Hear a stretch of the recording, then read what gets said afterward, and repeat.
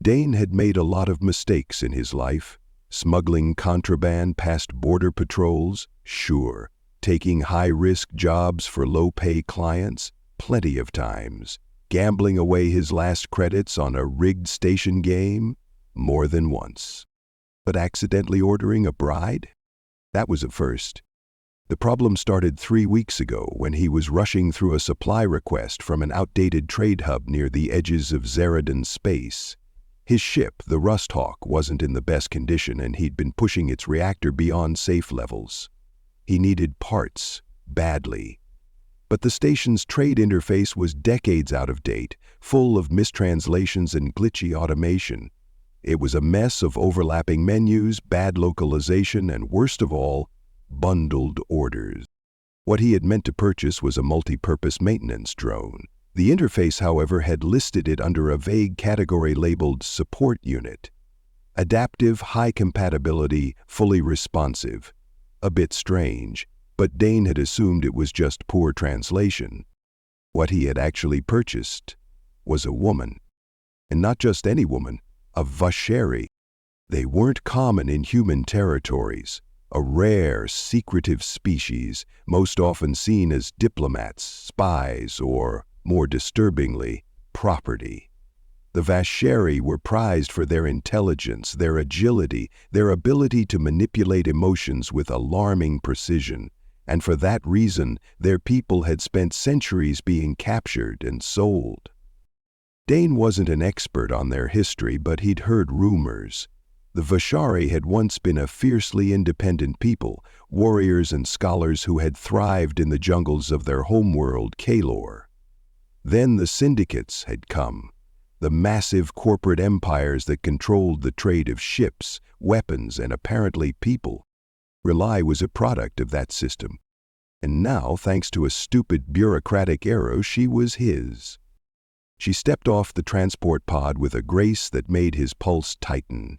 Her black hair tumbled down her back like liquid ink, shifting with her movements. Her emerald green skin was smooth under the cold, artificial light of the docking bay, but her eyes, golden, slitted, piercing, were what unsettled him most. They weren't the eyes of someone who was afraid. They were the eyes of someone who enjoyed the game. "You must be my husband," she said smoothly, her voice like silk over steel. Dane's stomach twisted. Yeah, about that. He took a step back, resisting the urge to run a hand over his face. He was too tired for this. "There's been a mistake," he said, trying to keep his tone level. A mistake?" she interrupted, tilting her head as if he were something mildly amusing. "Fascinating, because from what I see, you placed an order, and here I am."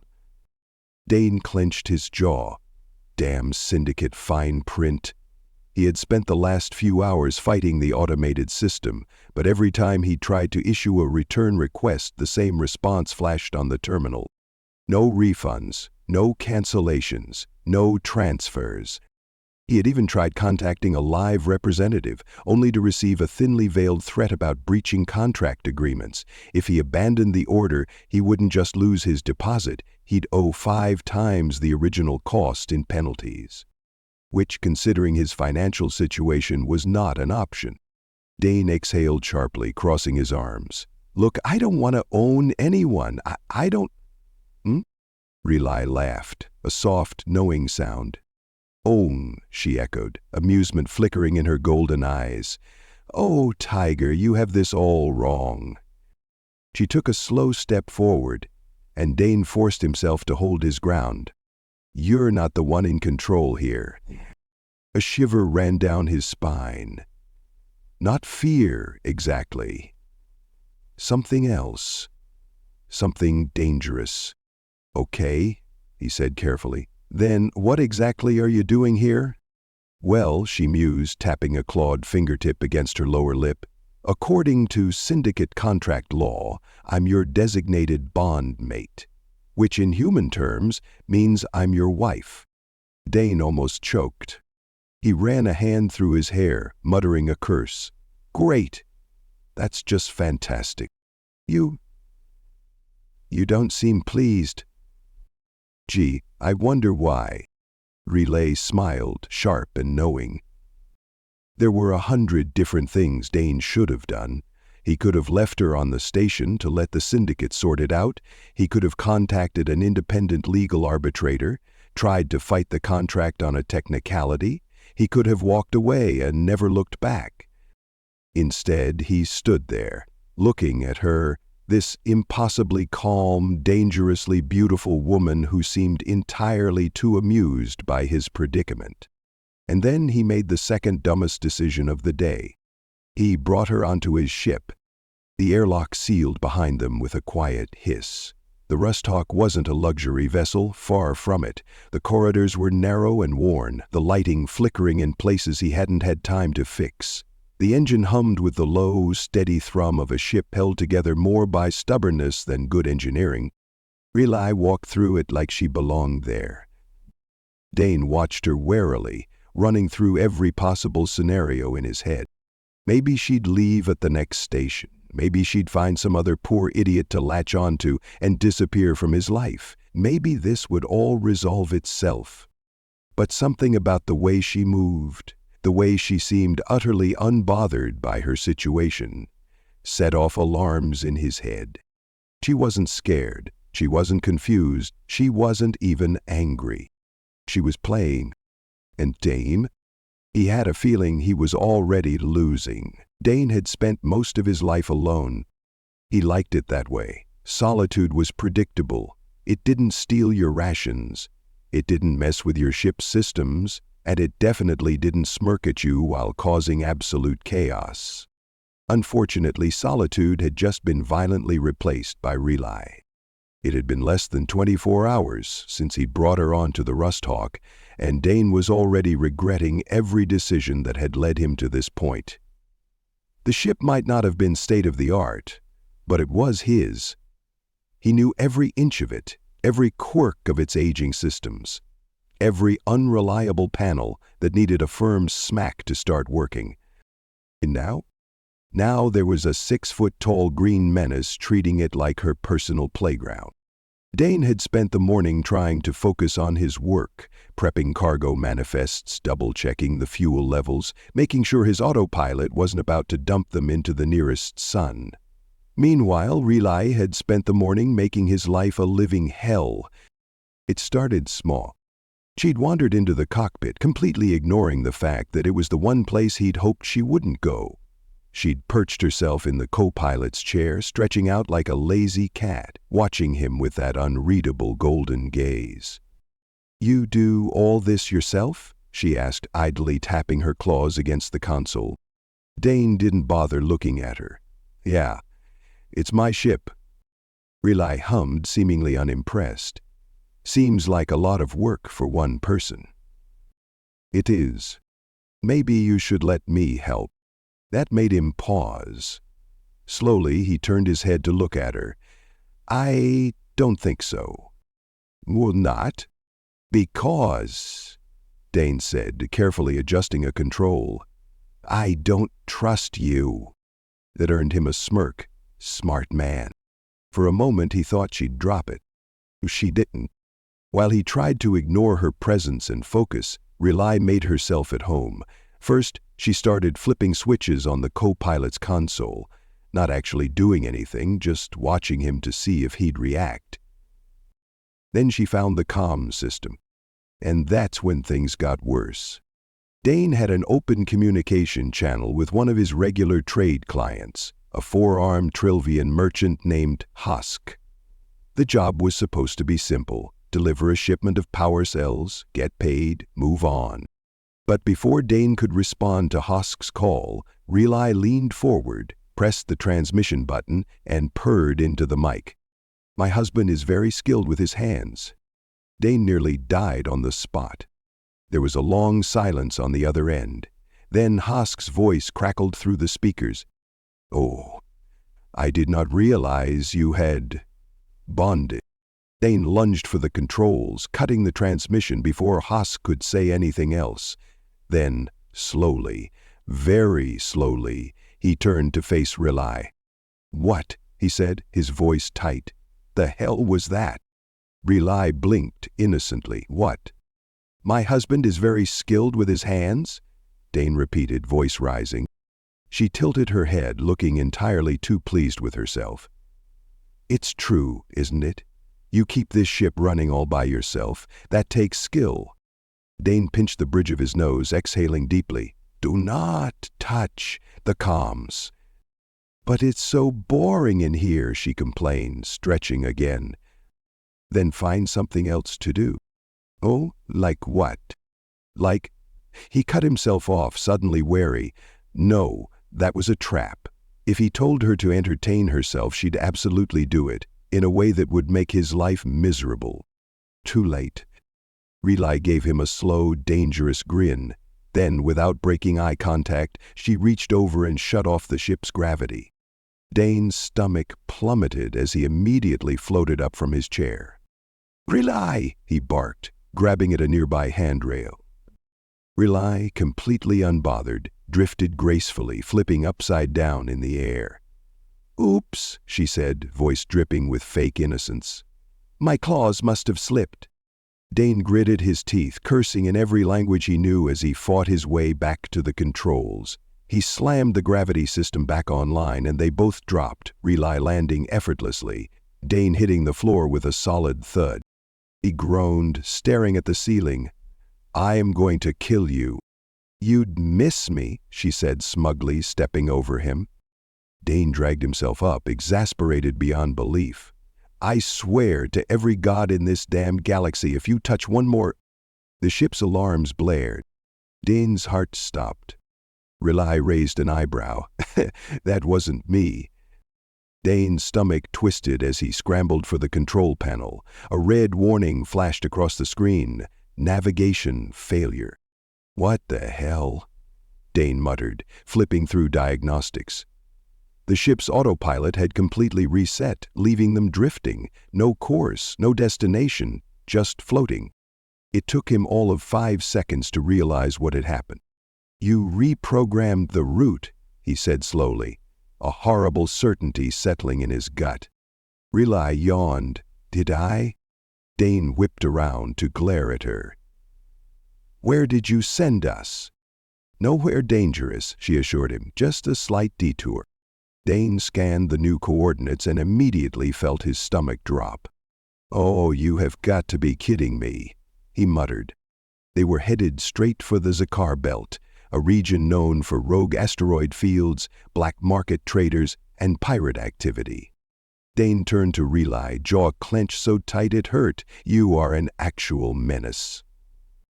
Relay smiled. I prefer adventurous. Dane resisted the urge to slam his head against the console. If they survived this, he was installing a lock on the cockpit. Dane had one rule when it came to cargo runs. Never screw up the delivery. Cargo was survival. It was the only thing standing between him and a lifetime of debt he'd never crawl out of. Clients didn't care about excuses. If a shipment didn't arrive, he didn't get paid. And if he didn't get paid, So when he checked his cargo manifest and saw that one of his most expensive shipments was missing, something inside him snapped. A slow, cold dread settled in his chest as he turned, locking eyes with the woman lounging in the co-pilot's seat. Tell me you didn't touch the cargo bay, he said, his voice a low, warning growl. Relay stretched like a satisfied predator, arching her back, lazily dragging a clawed fingertip down her neck. Her long, ink-back hair spilled over her shoulders, a sharp contrast against her emerald-green skin. When she looked at him, it was with a smirk that made his blood run hot for all the wrong reasons. I could tell you that, Tiger, she said in that slow, honey-smooth voice. But we both know I'd be lying. Dane's pulse hammered against his skull. He closed his eyes for a brief, fleeting moment, inhaling sharply through his nose before forcing himself to speak. What did you do? Relay hummed thoughtfully, rolling one of her shoulders like she was working out tension. I may have adjusted the auto-remit parameters. Dane stared at her. You dumped my cargo?" She arched a delicate brow, amusement flickering in her golden eyes. "Not all of it. Not all of it." His voice spiked with disbelief. "Relay, do you have any idea how much that shipment was worth?" She sighed, pushing off the co-pilot's seat, moving toward him with the slow, deliberate grace of a woman who had never rushed for anything in her life. Her hips swayed slightly, a natural rhythm to her movements that made it hard not to watch. And damn her, she knew it. "You're so tense, Tiger," she murmured, stopping just short of touching him. "So rigid, so serious." "Because I have to make a living," he snapped, stepping back. "A mistake." Relay followed, eating up the space between them like it was hers to take. "Do you?" she mused, tilting her head. "Or do you just think you do?" Dane gritted his teeth. "Where is it?" "The cargo, Relay." She sighed dramatically, then gestured toward the external display. Dane turned and his stomach dropped. The missing crates were floating outside the ship, drifting dangerously close to the upper atmosphere of the planet below. He lunged for the control panel, fingers flying over the interface, scanning their trajectory. They hadn't broken through the gravity well yet, but they were seconds away. If he didn't act fast, they'd burn up on re-entry. "I cannot believe this," he muttered, running his hands through his hair. "You have any idea how close you came to losing everything?" Relay leaned against the console, watching him with infuriating amusement. "I wouldn't have let them fall." "Oh, really?" Dane scoffed, scowling at her. "You just planned to hover outside and catch them with your bare hands?" She dragged a finger down his arm, slow and deliberate, her nails just sharp enough to send a shiver through his body. "I like the idea of catching things with my hands. Maybe you should let me try sometime." Dane tensed, but he refused to react. He needed to focus. "Can we retrieve it?" she asked, voice suddenly softer. "Maybe," Dane muttered, forcing his attention back to the controls. "If I can maneuver us into position before we hit Atmo. And if you can't, then I hope you enjoy starving because we're not getting paid." There was a beat of silence. Then, to his absolute surprise, Relay moved past him and activated the ship's external arm controls. Dane blinked. "What are you doing?" "Helping," she said simply. He hesitated. "You know how to work a grappling system?" She glanced at him sideways, her lips curving into something dangerously close to a smirk. "Tiger, there's a lot you don't know about me." Dane didn't have time to argue.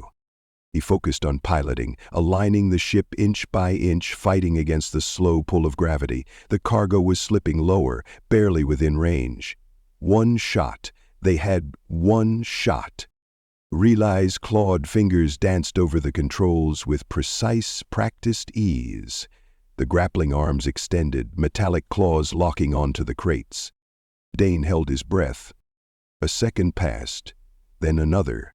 A solid, satisfying lock. "Got it," Relay murmured.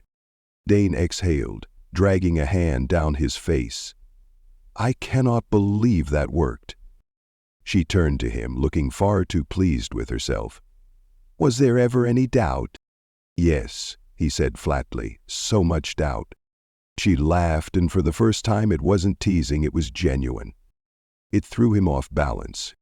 For the first time since meeting her, Dane wasn't sure what to make of her. She could have let the shipment fall, could have laughed at his misfortune, could have used it as another power play in whatever game she was playing. But she hadn't. She'd helped. And that was, unsettling.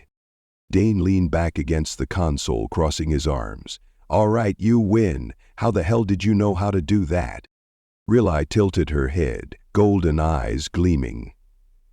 "I retrieve things for a living, Tiger. It's what I do." His stomach twisted at that phrasing. "Retrieve things?" She stepped closer, her voice barely above a whisper now. "Stolen things. Lost things. Things that don't want to be found." There was something in the way she said it that sent a slow ripple of unease through him. But then she smirked again and the moment passed. "You know," she murmured, tracing a slow, lazy circle on his forearm with her claw, "for someone who claims to hate me, you let me touch you an awful lot." Dane tensed.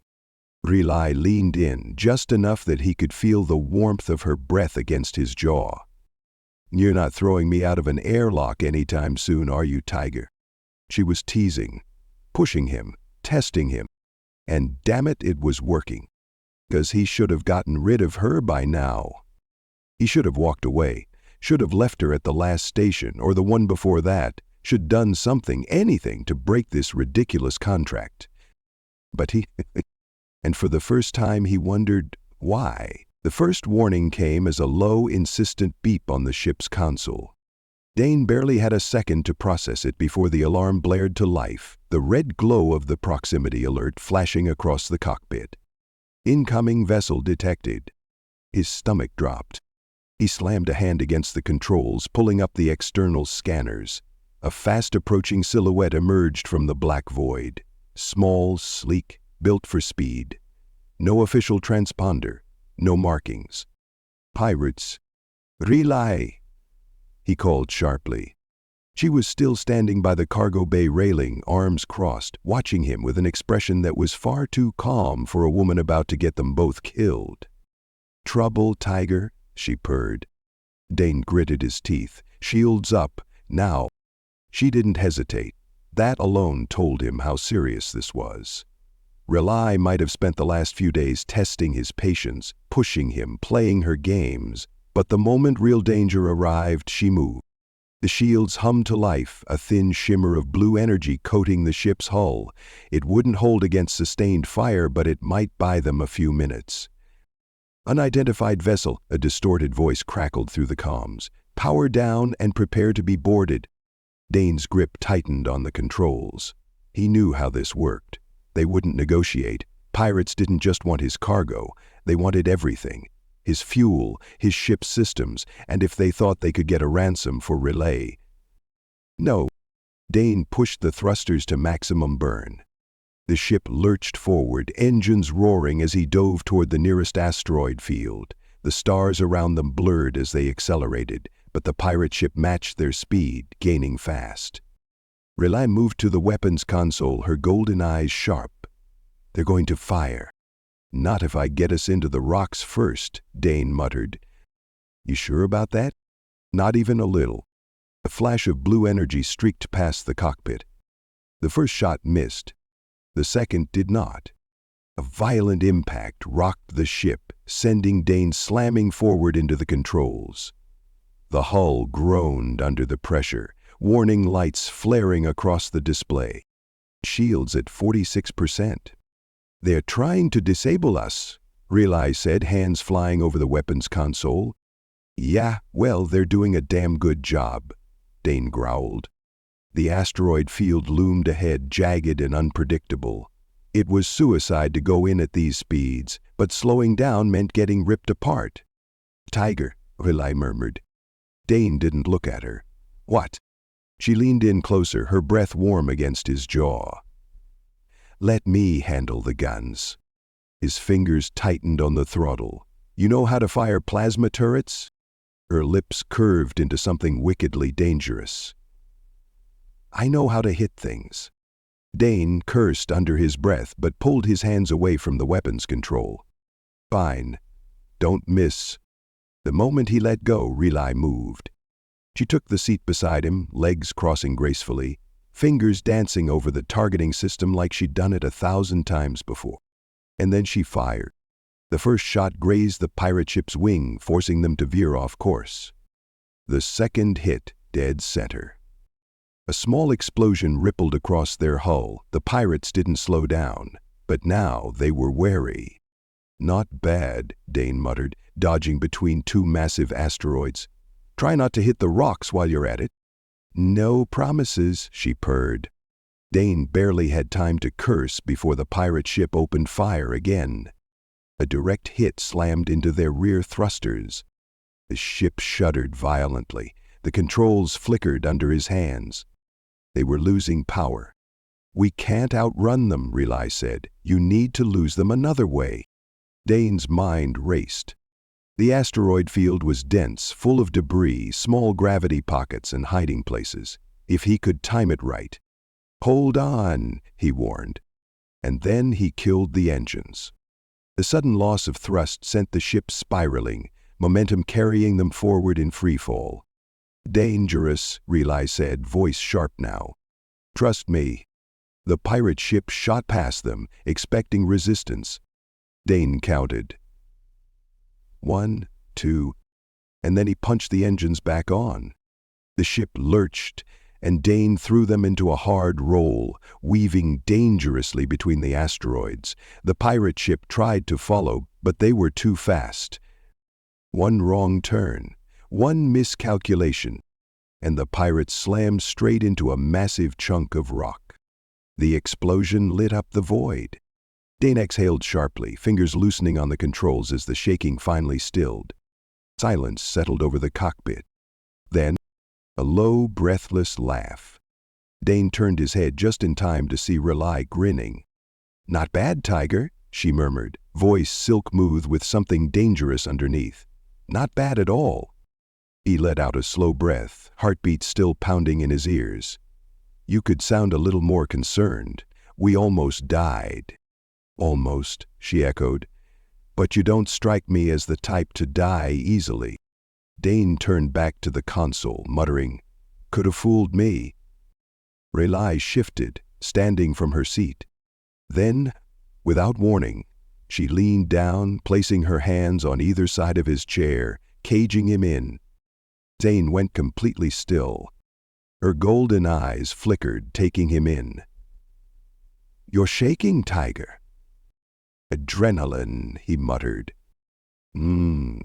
She tilted her head, voice dropping to something nearly sinful. Or is it something else?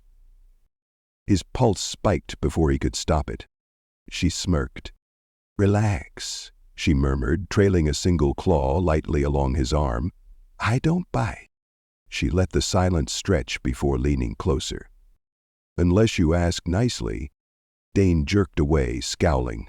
"You are the worst person I have ever met."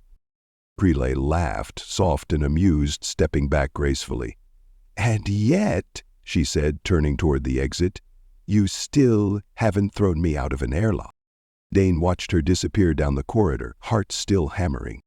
And for the first time, he wasn't sure if he was still fighting her or himself. Dane was at his limit. Not just because of the near-death experience, not just because of the pirates, the chaos, or the constant aggravation of dealing with a woman who took nothing seriously. It was her, Relay.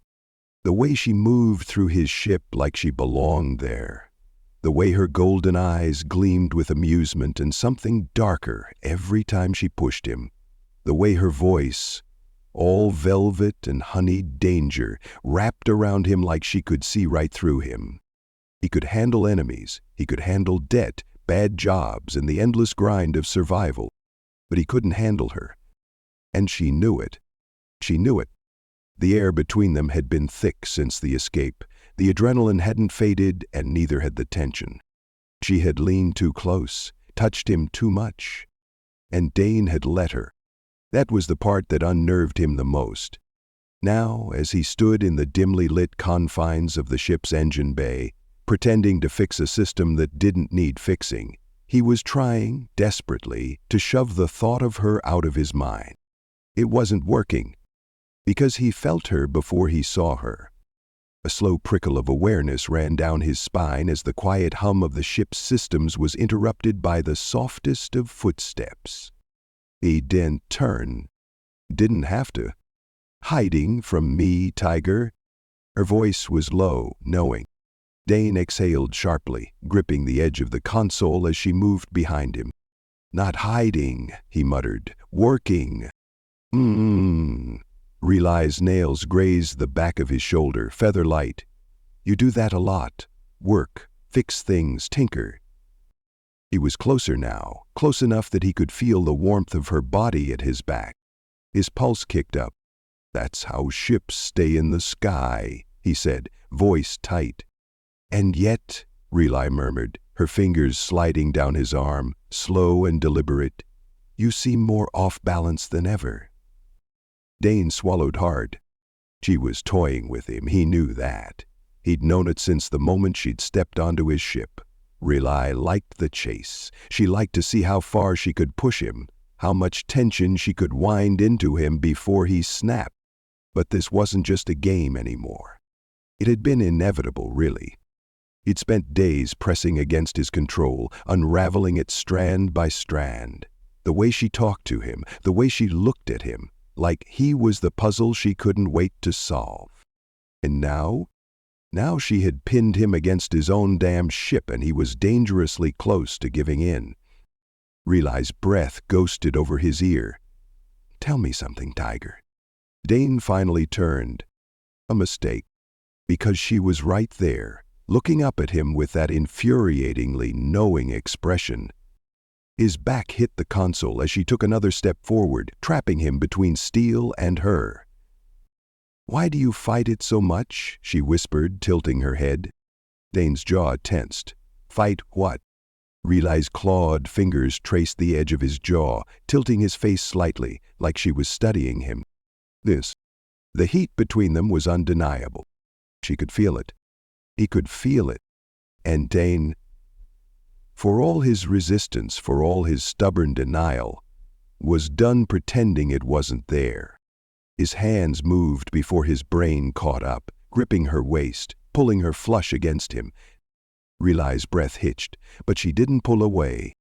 If anything, she leaned in, her lips parting slightly, a silent invitation. And Dane took it. He kissed her. Hard, fierce.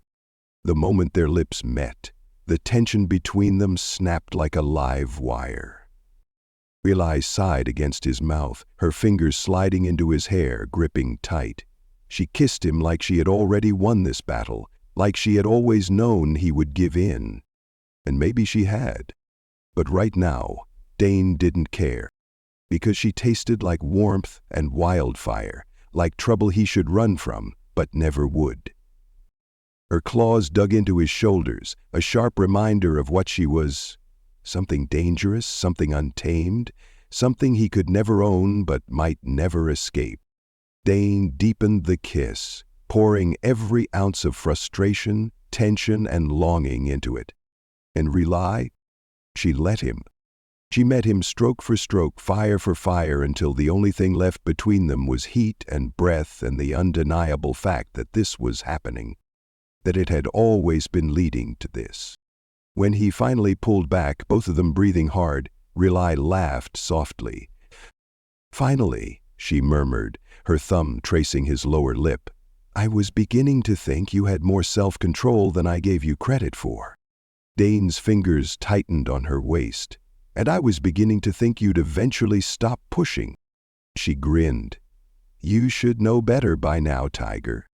His chest rose and fell, still trying to catch up with the reality of what just happened. But he wasn't going to regret it. Not this. Because for the first time since meeting her, Dane wasn't fighting her anymore. And maybe that was exactly what she'd been waiting for. Dane woke to the hum of the Rusthawk's engines, the quiet, rhythmic pulse of a ship that, against all odds, was still in one piece. For a moment, he didn't move. His mind was still tangled in the memory of her lips against his, the heat of her body pressed into him, the way she had sighed into his mouth like she had been waiting for that kiss as long as he had. It wasn't just that he had wanted her. It was the way she had responded, like she wasn't used to being kissed like that, like no one had ever touched her without trying to own her. And that realization unsettled him more than anything. Dane ran a hand over his face and forced himself to sit up.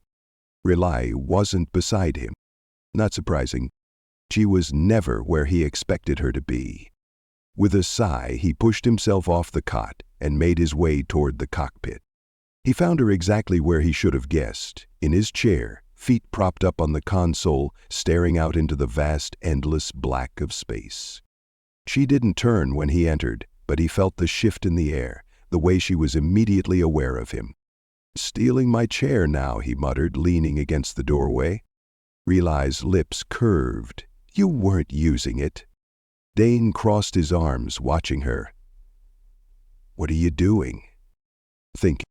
Her voice was different, not teasing, not smug, just quiet. Dane frowned. That's dangerous. That earned him a soft huff of amusement. For a long moment, she didn't say anything else, just stared out at the stars. Then, finally, she spoke. Did you ever wonder why I was up for sale? Dane's breath hitched slightly, caught off guard by the sudden shift. He hadn't expected her to bring it up. She had avoided the subject since the moment they met. He exhaled, stepping further into the cockpit. I figured you'd tell me when you wanted to. She tilted her head slightly, her long, raven-black hair slipping over her shoulder. And if I never wanted to? Dane leaned against the control panel beside her. Then I'd never ask.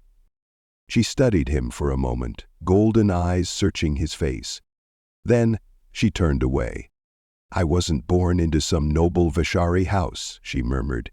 My people used to be warriors, but that life ended long before I was born.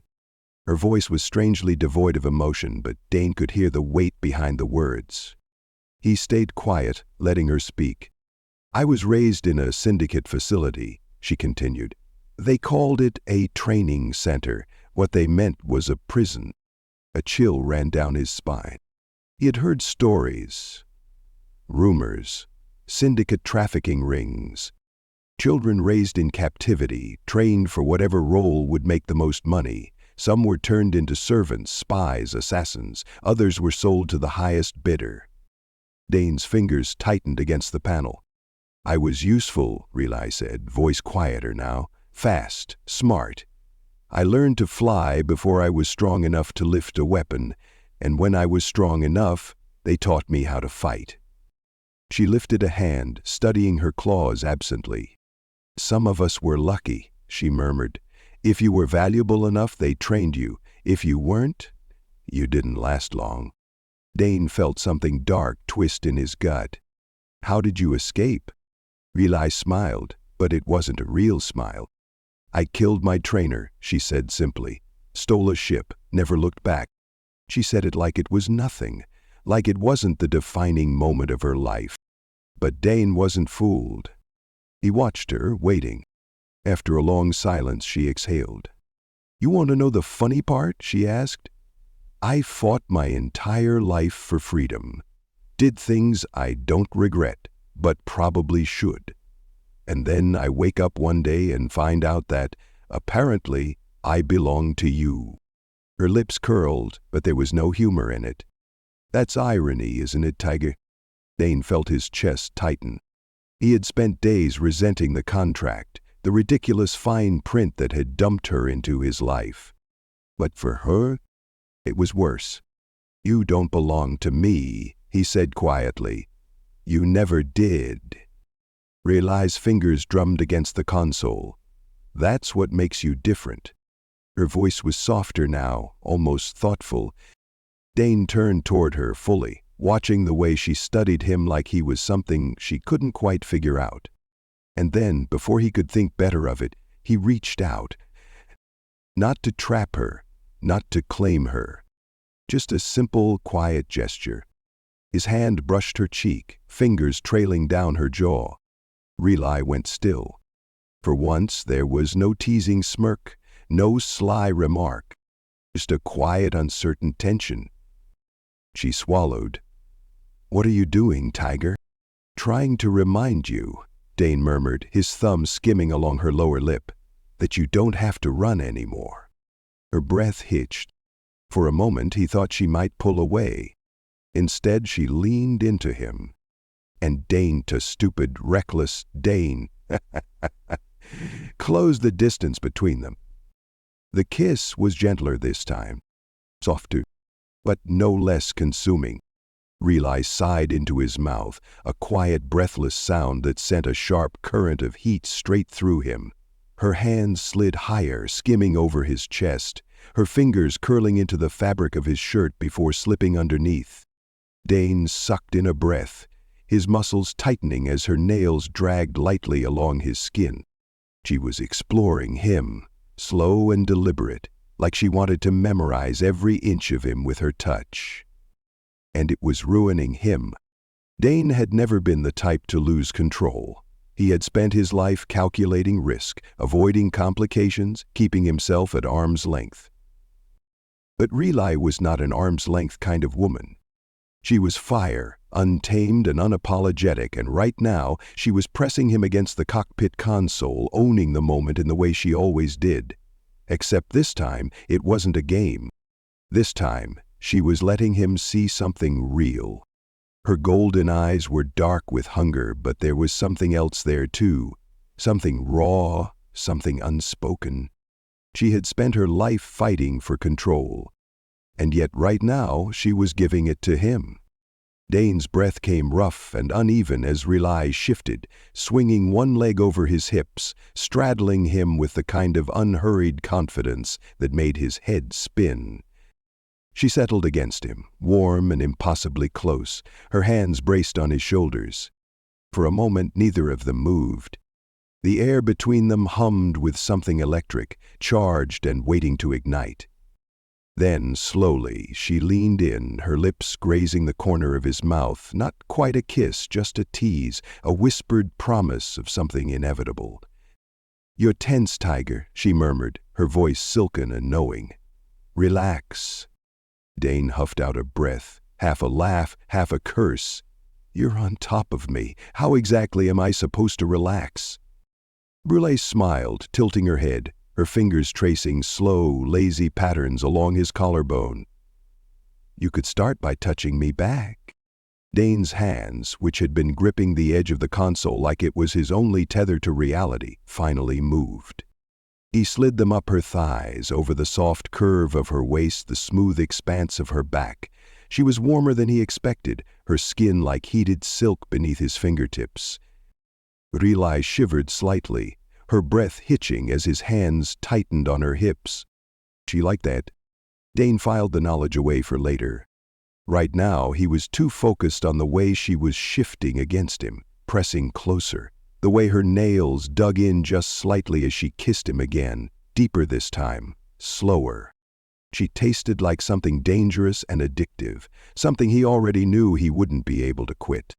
Dane's grip tightened, fingers digging into her waist, and Relay moaned softly against his mouth, a quiet, involuntary sound that shot straight through his defenses. His control snapped. With a low growl, he shifted, gripping the back of her neck and tilting her head back, deepening the kiss until she was gasping against him, melting into him. Relay let him. She let him let him devour her like he had been starving for this, her body arching into him, demanding more. Dane wasn't sure how they ended up on the floor of the cockpit. One moment she was on top of him, in control as always. The next, he had her pinned beneath him, breathless and laughing, golden eyes flickering with something dangerously close to delight. Finally, she murmured, trailing her fingers along the nape of his neck, nails scraping just enough to make him shudder. "I was wondering when you'd stop holding back." Dane's forehead dropped to hers, his breath coming ragged and uneven. "You are impossible," he muttered. Relay smiled against his mouth. "And you love it." Dane didn't deny it, because the truth was, he did. The hum of the Rusthawk was steady beneath Dane's hands as he guided them through open space, the planet below shrinking into a distant glow. They had survived. Again. But something was different this time. For the first time in as long as he could remember. Dane wasn't just thinking about the next job, the next fight, the next way to stay one step ahead of disaster. No, this time, he was thinking about her. Relay sat in the co-pilot seat, her legs tucked beneath her, watching the stars with an unreadable expression. The golden glow of her eyes reflected in the glass, distant yet sharp, like she was studying the universe itself. She looked like she belonged there. And maybe she did. Dane exhaled slowly, running a hand through his hair. "So, what now?" Her gaze flicked to him, a small smirk pulling at her lips. Is that your way of asking me to leave, Tiger? You know that's not what I meant. She stretched lazily, the movement drawing his eyes to the way her shirt slipped from one shoulder, revealing the smooth green skin beneath.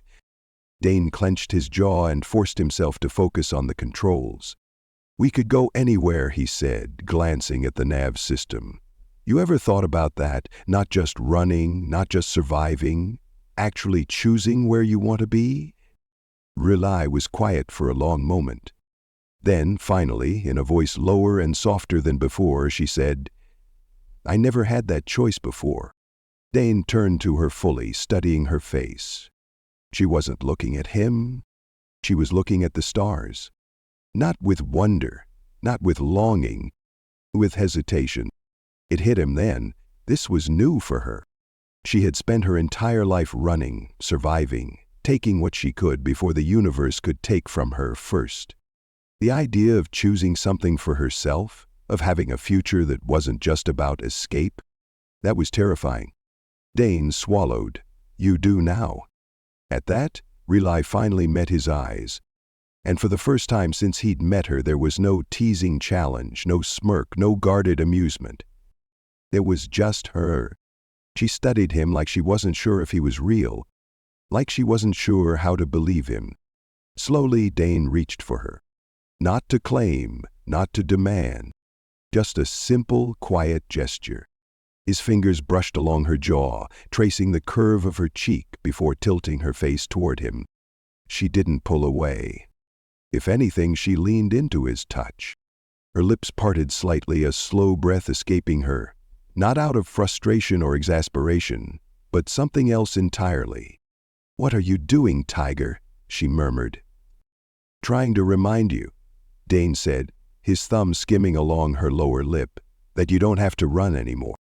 Riley exhaled sharply, her body tensing beneath his touch. But she didn't move away. Instead, she tilted her chin up, pressing into his hand like she was testing the reality of it. Dane didn't push. He let her decide.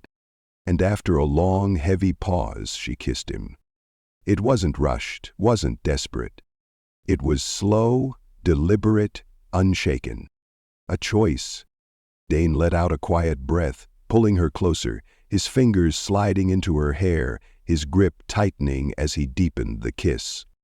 Riley sighed into his mouth, her hands trailing down his chest, slipping beneath his shirt, her nails raking gently against his skin.